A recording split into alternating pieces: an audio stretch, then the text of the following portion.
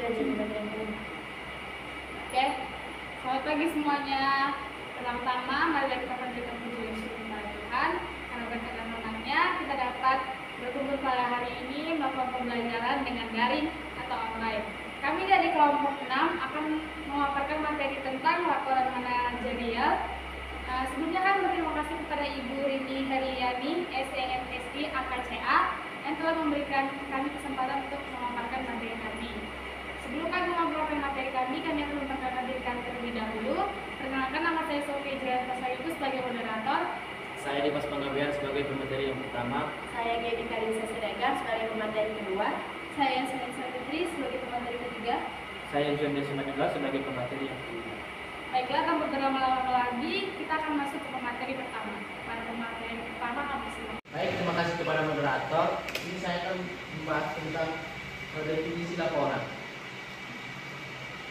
Kata laporan dalam bahasa Indonesia merupakan arti dari kata report pada bahasa Inggris. Namun, kata report sendiri awalnya berasal dari dua kata bahasa Latin, yaitu kata re dan yang berarti syarat atau menurut, dan kata porter yang memiliki arti membawa atau menyampaikan. Kedua kata itu pun digabungkan sehingga membentuk kata reporter yang berarti menyampaikan informasi secara lengkap dari apa yang telah diproses sebelumnya. Sementara itu dalam Kamus Bahasa Indonesia atau KBBI, kata laporan memiliki arti segala sesuatu yang dilaporkan atau sebuah berita. Laporan sendiri merupakan gambaran dari 5W plus 1H. Berisi tentang apa atau what yang telah terjadi, di mana atau where yang sudah berlangsung, kapan atau where peristiwa tersebut terjadi, mengapa atau why hal itu bisa terjadi, dan siapa atau who yang bertanggung jawab terhadap yang terjadi, serta bagaimana hal atau kejadiannya. Dikutip dari Supervisor 5.0 Essential Point oleh Desmond Binti pada tahun 2020, laporan adalah informasi yang tertulis yang ditujukan untuk menyampaikan apa yang telah terjadi. Informasi yang terkandung di dalamnya bermanfaat untuk membuat keputusan yang penting di masa depan. Pengertian laporan menurut para ahli. Menurut Harry Street pada tahun 1998, laporan adalah pesan yang disampaikan secara sistematis dan objektif, digunakan untuk menyampaikan informasi dari suatu divisi organisasi, kepala departemen lain atau lembaga lainnya untuk membantu pengambilan keputusan atau memecahkan masalah.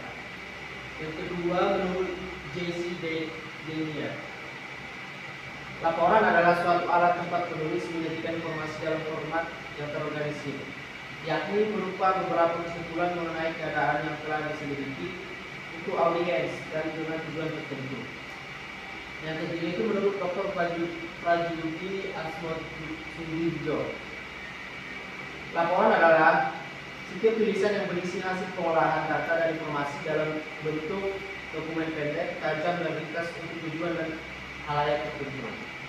Dan yang terakhir itu menurut Alawiyah, laporan adalah informasi yang dibuat oleh seorang petugas atau pejabat pimpinan kepada sesama pejabat lain dalam suatu sistem administrasi.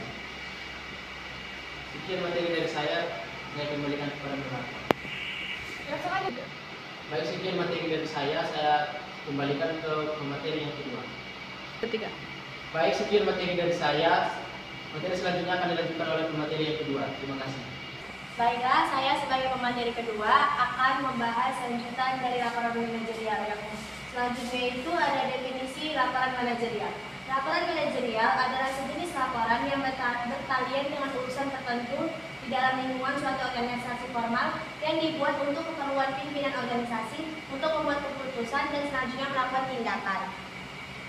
Menurut Dani Yangdi pada tahun 2009, secara terperinci laporan manajerial mempunyai peranan, yaitu yang pertama, ada bagi organisasi laporan manajerial memberikan gambaran menyeluruh bagi perkembangan organisasi serta kelebihan dan kekurangannya. Yang kedua, bagi pelaksana tugas, laporan manajerial dapat menunjukkan sesuatu yang perlu digunakan untuk kegiatan organisasi. Yang ketiga, ada bagi manajer. Laporan manajerial dapat menyediakan berbagai data untuk membuat keputusan dan tindakan selanjutnya yang jitu. Yang keempat, ada bagi petugas organisasi sebagai pelaksana. Laporan manajerial dapat menjadi sarana untuk menyampaikan kesimpulan penting dan menyampaikan gagasan kepada atasannya. Selanjutnya ada fungsi laporan. Laporan merupakan alat komunikasi dalam suatu organisasi untuk menyampaikan data-data fakta secara rinci. Dengan alat inilah anggota dari suatu organisasi memberikan umpan balik atau feedback. Jadi di sini ada fungsi laporan. Yang pertama ada pertanggungjawaban dan pengawasan ataupun pengendalian. Maksudnya laporan merupakan suatu pertanggungjawaban dari seorang pejabat atau petugas kepada atasannya sesuai dengan tugas dan fungsi yang diberatkan dan diberikan kepadanya. Dari laporan itu, seorang atasan akan meneliti tentang pelaksanaan tugas dan fungsi oleh pejabat yang bersangkutan. Dan yang kedua ada penyampaian informasi. Sebagaimana telah dikemukakan bahwa laporan merupakan alat untuk menyampaikan informasi. Yang ketiga ada bahan pengambilan keputusan. Untuk keperluan pengambilan keputusan, seorang pimpinan memerlukan data dan informasi yang berhubungan dengan keputusan yang akan kita ambil. Data dan informasi yang akan diambil itu berasal dari laporan-laporan yang disampaikan ke semua satuan organisasi atau satuan organisasi oleh pejabat di dalam organisasi. Yang keempat, alat pembina kerjasama. Laporan dapat berperan sebagai salah satu alat untuk membina kerjasama, saling tukar informasi, saling pengertian, dan koordinasi antara atasan dan bawahan sangat mendukung kerjasama yang baik. Yang terakhir ada alat pengembangan cakrawala wawasan. Dengan saling tukar informasi, maka pengetahuan kita sebagai pelaksana atau pimpinan akan bertambah luas dan mendorong timbulnya gagasan baru. Inovasi tugas dapat dikembangkan berdasarkan pengalaman orang lain. Sekian materi dari saya materi selanjutnya akan dilanjutkan oleh pemateri ketiga. Baiklah, materi selanjutnya adalah jenis laporan.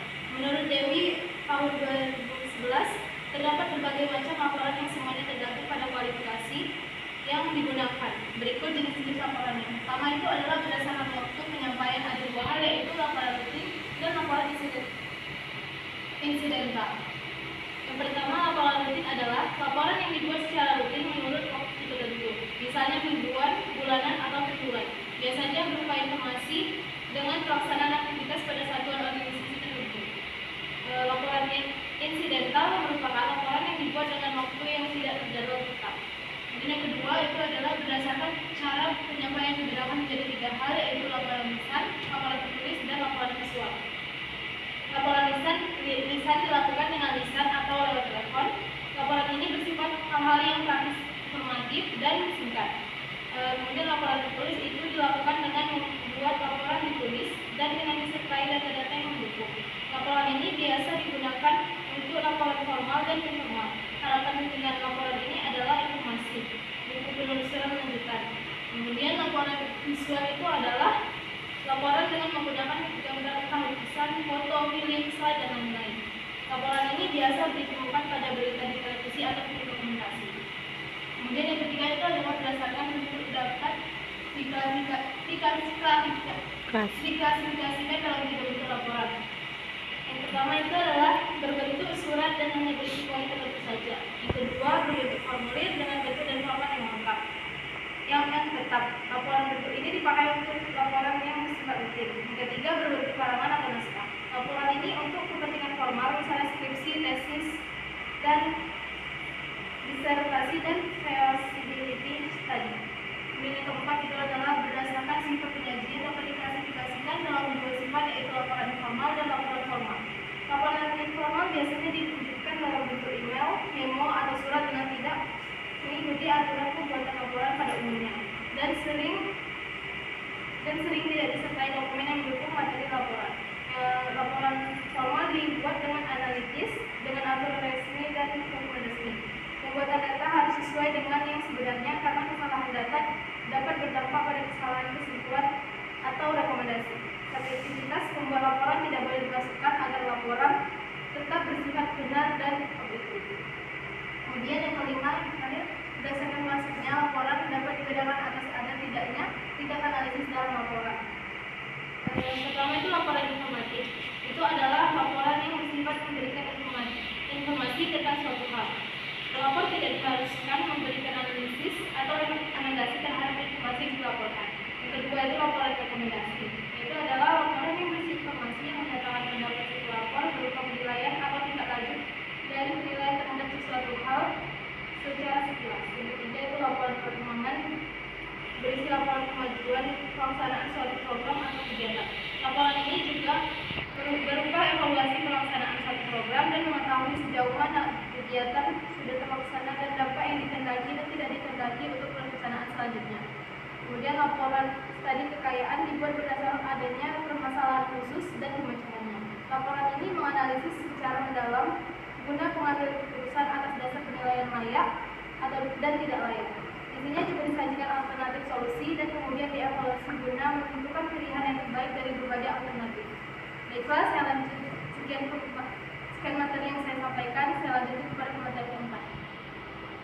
Ada di sini saya akan melanjutkan dari materi yang keempat mengenai proses penyusunan laporan. Laporan merupakan bentuk komunikasi yang dapat dilakukan secara tertulis atau lisan mengenai suatu hal tertentu sesuai dengan tujuan penulisannya. Berikut adalah tata cara penulisan laporan sehingga laporan dapat berfungsi sebagaimana mestinya adalah sebagai berikut. Yang pertama, tahap persiapan.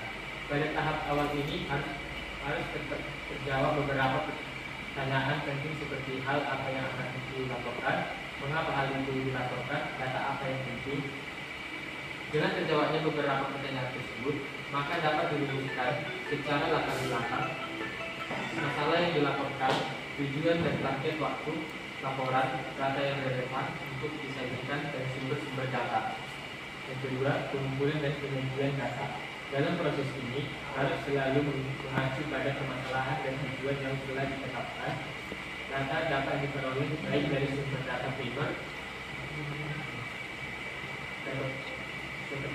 atau hasil wawancara dan hasil diskusi, visualnya dan observasi, maupun data sekunder atau data perjalanan dinas pendidikan dan akomodasinya, data yang dihimpun dari ahli hasil rapat, buku-buku pedoman, serta data yang ada dalam organisasi yang tergantung pada materi yang akan dibahas. Setelah dikumpulkan, kemudian data tersebut dikelompokkan data mana yang akan menjadi data utama dan data pendukung. Yang ketiga, sistematika laporan.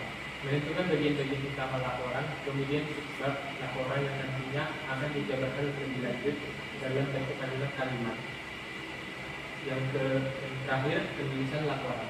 Pada tahap penulisan laporan harus pada sistematika yang telah ditetapkan sehingga laporan tersebut dapat tersaji secara urut, kemudian dipahami enak dibaca. Baiklah, saya akan kembalikan kepada moderator. Baiklah, saya sebagai moderator akan membacakan kesimpulan. Kesimpulan kami adalah laporan merupakan alat komunikasi penting dalam organisasi yang berfungsi untuk menyampaikan informasi secara rinci dan sistematis, membantu pengambilan keputusan dan mengawasi serta menegakkan kinerja. Laporan manajerial khususnya memberikan gambaran menyeluruh tentang perkembangan organisasi, menunjang pelaksanaan tugas, serta menyediakan data bagi manajer untuk membuat keputusan strategis. Berbagai jenis laporan, baik berdasarkan waktu penyampaian, cara penyampaian, bentuk, sifat, penyajian maupun maksudnya, semuanya bertujuan untuk menyampaikan informasi yang akurat dan relevan. Proses penyusunan laporan melibatkan tahap persiapan, pengumpulan data, penyajian data, dan penulisan laporan yang sistematis dan terstruktur, guna memastikan laporan tersebut efektif dan bermanfaat bagi pengambilan keputusan pengembangan organisasi. Baiklah, sekian dari saya. Terima kasih. Kita bertanya di saat Google Meet atau Zoom. Sekian materi dari kami. Bila ada kata-kata yang kurang berkenan atau salah, mohon dimaafkan. Terima kasih.